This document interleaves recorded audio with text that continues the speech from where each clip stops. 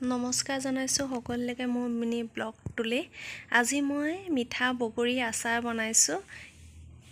কেনেকুৱা হৈছে আপোনালোকে জনাব, লগতে মই বনোৱা নিচিনাকৈ বনাই আপোনালোকে খাই চাব কেনেকুৱা লাগে।